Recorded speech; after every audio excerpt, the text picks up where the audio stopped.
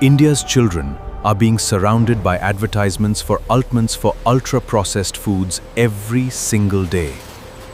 Hello everyone, welcome back to UPSC IS Desk Official. I hope you all are doing well. And let's start the news editorial discussion. We welcome you all.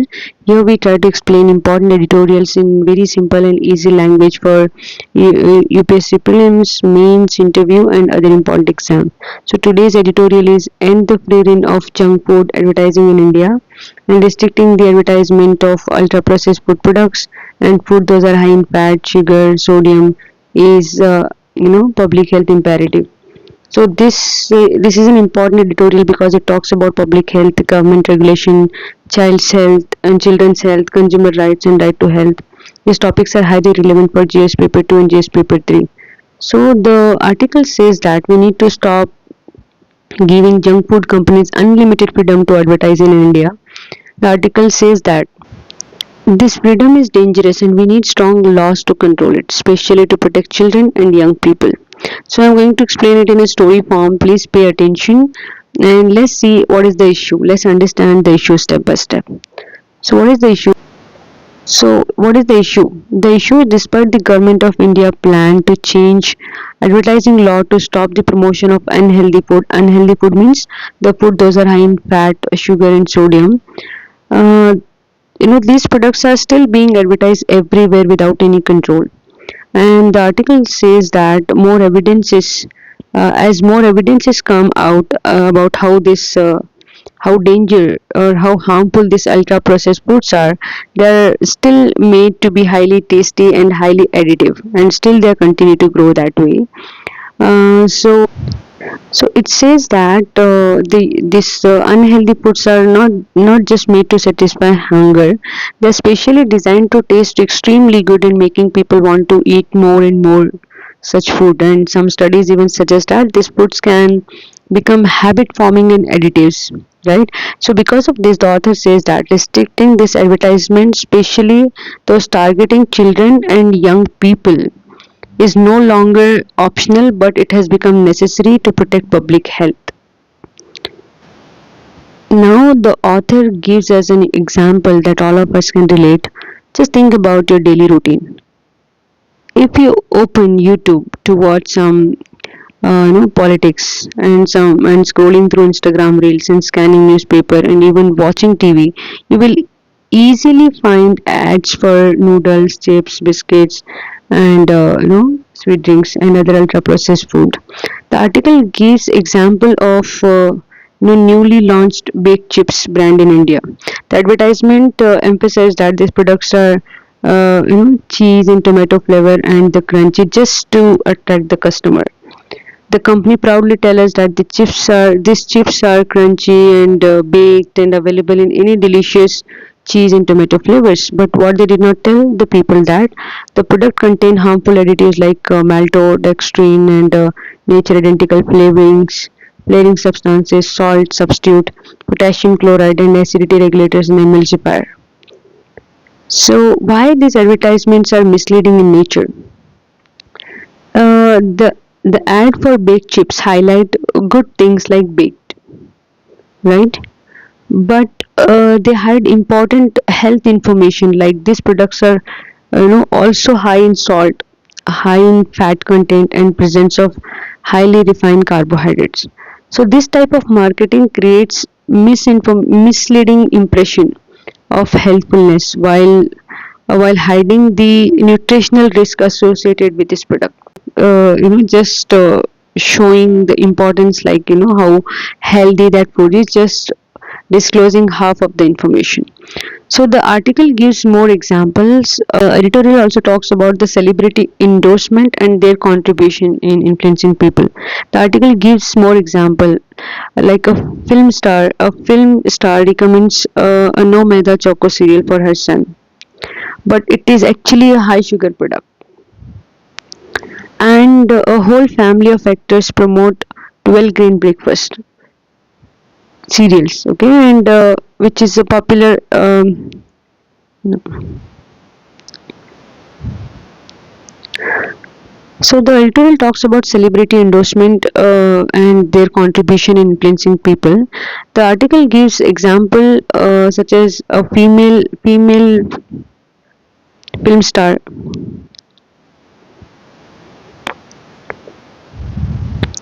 Okay, the articles talk about celebrity endorsement and their contribution in influencing people.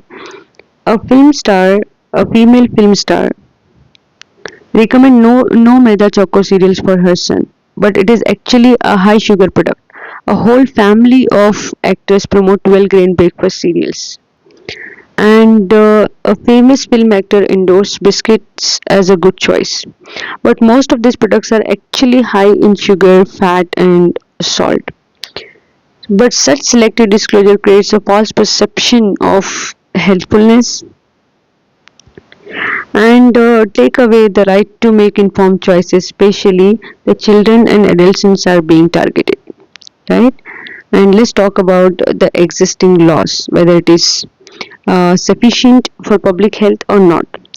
So the author also tried to draw the attention of policymakers and the government to review the existing policy, whether it is sufficient to serve the public interest or not. If the existing laws are weak and outdated, the author suggests that the government should bring clearer and strict legal provision to regulate advertisements of unhealthy food products.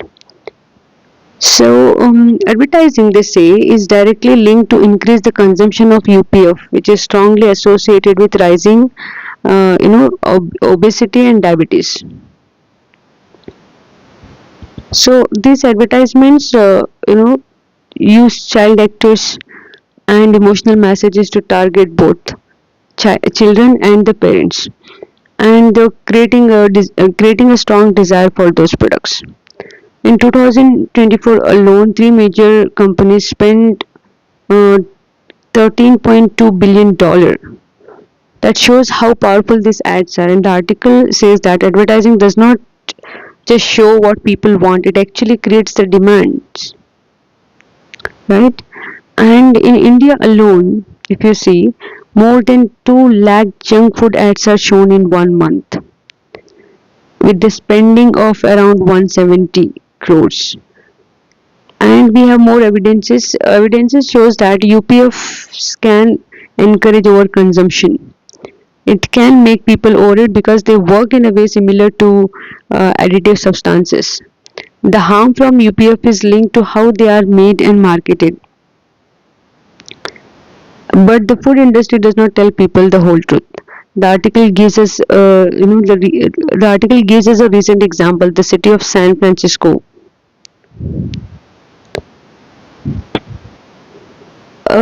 In city of San Francisco, filed a lawsuit against 10 major UPF manufacturers. The lawsuit said that they use child-targeted marketing, made highly attractive products, and hide health risks like obesity and diabetes. The lawsuit asked the companies to stop the deceptive marketing strategies and ask them to corrective action for the past false ads. And then the government of India, the present policy gaps that we have. The government of India, a national multi-sectoral action plan for prevention and control of non-communicable diseases 2017-2022, had a plan to ban or restrict ads for unhealthy food. Many pre-packaged foods are highly processed because it contain additives like colors, flavors, sweeteners, emulsifiers, right? And this issue is now getting more attention. In February 26, the Supreme Court of India, in response to PIL, warning labels for packaged foods and observed that front of pack labeling is necessary to protect the right to health. And economic survey also raised concern about unhealthy diet.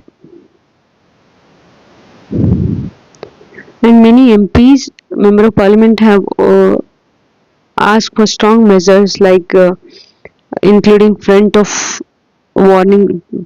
pack warning labels, advertising restriction, and taxation of UPF. In 2024, the court had noted that misleading advertisement is encouraging consumption of unhealthy food in children, pregnant women, and elderly, and that holds a serious health consequences. And with that development, if you see that the present policies are not adequate, and we have other Lancet series evidences. The Lancet series on UPF and human health published three papers in November 2025, which present the scientific evidences like is the UPF consumption leads to poor diet quality, displacement of real food, and higher risk of obesity, hypertension, cardiovascular diseases, type 2 diabetes, and non communicable diseases. And if you see the data, the global and Indian data shows that rising UPF consumption is directly linked to increasing obesity. So the Lancet strongly said that we need policies in food environment to reduce UPF consumption. And experts says that we should not wait for more evidences. Action is needed now. And children and teenagers in India see ads for UPFs and unhealthy food, HFSS food every day on television and digital platforms, social media, and through different broadcasting, and they get influences. This constant and smart marketing is designed to build brand loyalty and shape eating habits for life. So the aim of UPF industry is clear: to replace real traditional cultural food with their products and for their profit. So as we all know that what children eat is connected to what they are persuaded to want. So at school, workplaces, cinema hall, other public places, and even at home, they are exposed to such advertisements. So experts from Lancet series says that just teaching nutrition or running behavior program alone cannot be enough if the whole environment is full of aggressive marketing of unhealthy food.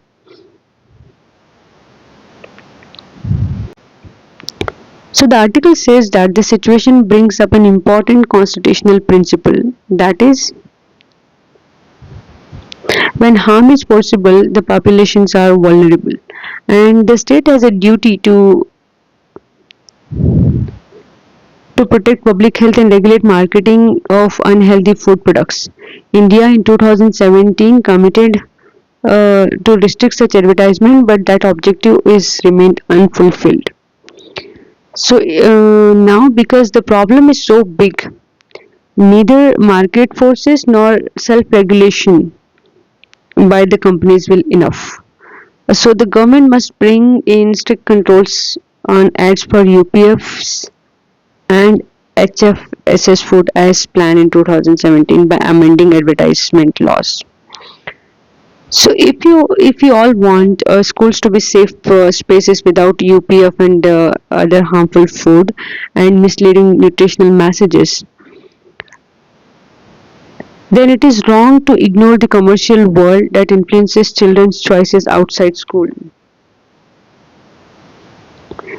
School needs clear policy direction, not just advisories.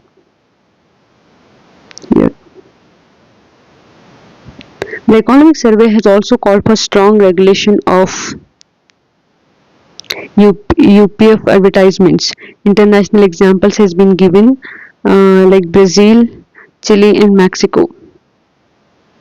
Show that voluntary self-regulation does not work, but enforceable legal measures will be more effective. Since advertising strongly affects children's food choices, it needs stronger regulation as part of broader right to health. Right? Okay.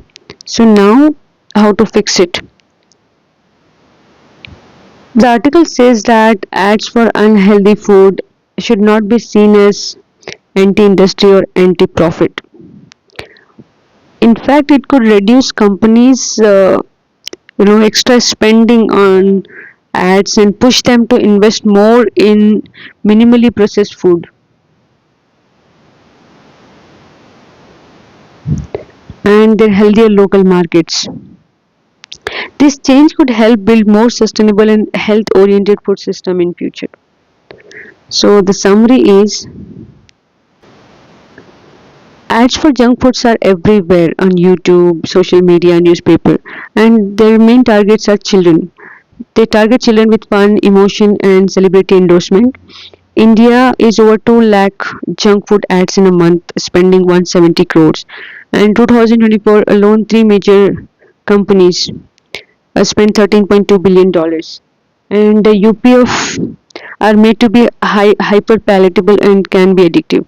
And we have explained everything, and the main message is that uh, we need more amendment and strict laws.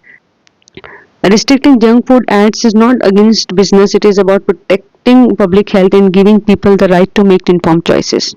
So, with that, I'll see you in the next video. Thank you so much.